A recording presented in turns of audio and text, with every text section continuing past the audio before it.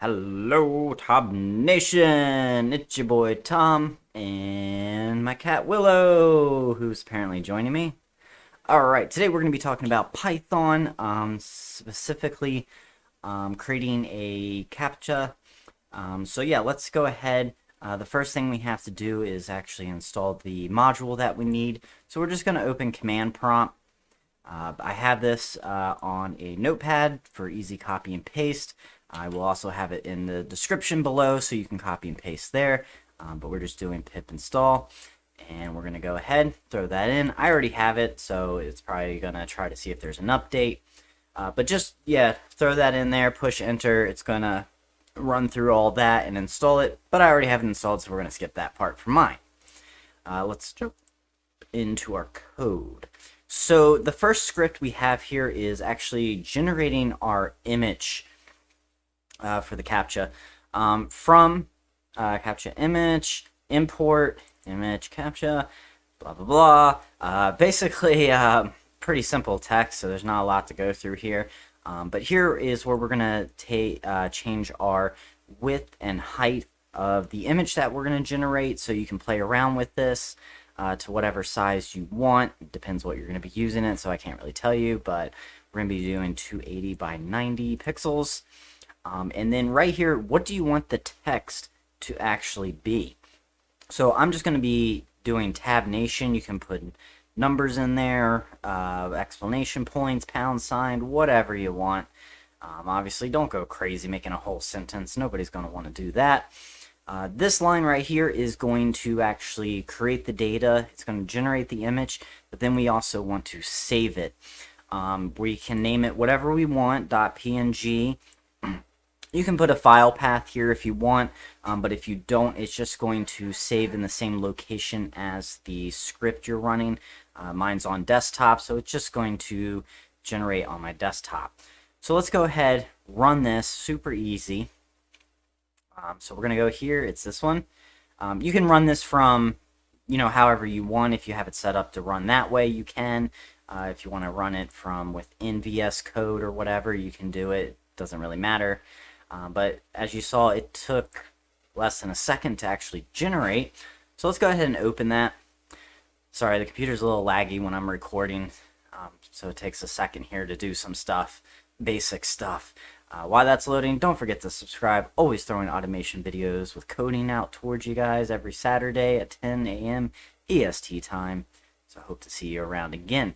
So there's the one. If for some reason I don't like it, I want it to generate something new, you can obviously just, delete this one, run it again until you get one that you truly like. But honestly, I don't care. Looks readable to me. I don't care about it being green. I'm going to say it's good. So now let's show kind of an example of how to use it. You can really just do whatever you want, but I'm just going to be using a GUI. I will put a link to the code here as the example in the description below. I'll just throw it on pastebin. But we do need to install a few things. If you don't have them, just Google, these and do pip, and it should show you the correct way to do it. But once you get all that ready, we're just going to do import, which I guess actually really all you need is this one.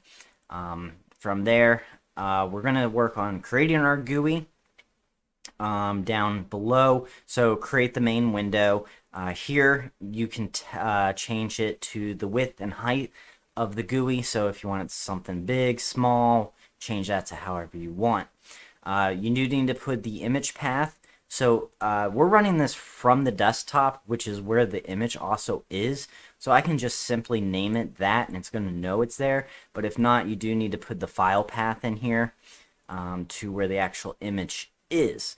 You can resize the image. So here I'm kind of changing it from that, 280 to 90, and I'm going to scale it to 200. The other thing you might, actually I guess that's it.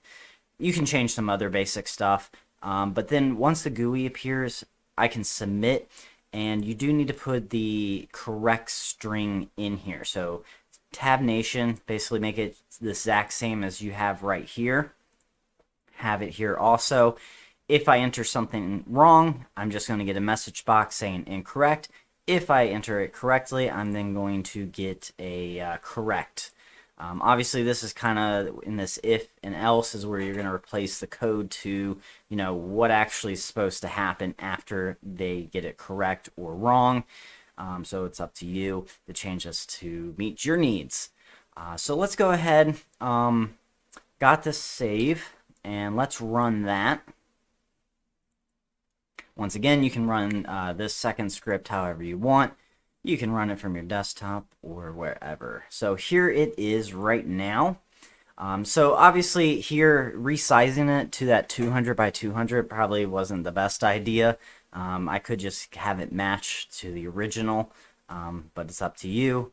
I guess this makes it a little bit harder. Maybe that's what you want. So I'm going to enter complete gibberish. I got it very wrong. I'm going to push submit. There's our little message box saying that it is incorrect. So now let's go ahead and enter it correctly. So we'll do tab nation. So that's correct. We're going to go ahead, push submit. And there we go. We got our message box saying that it is correct.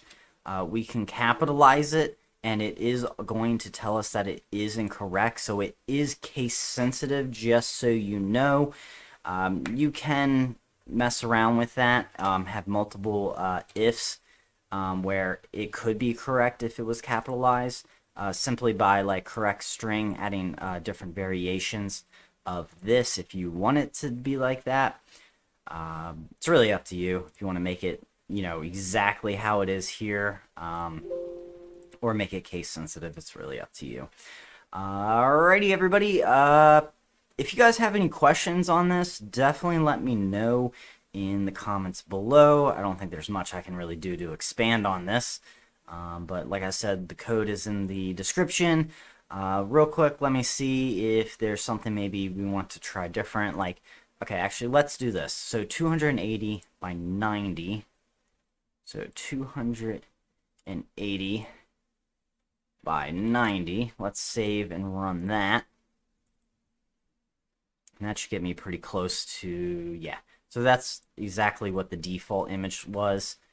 So it does look a little better. But doing it the other way can also make it a little bit harder if you want to up the level of security.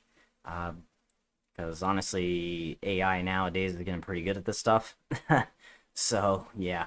If you guys have any other variations of this or other modules that are kind of like this that work just as well, let me know.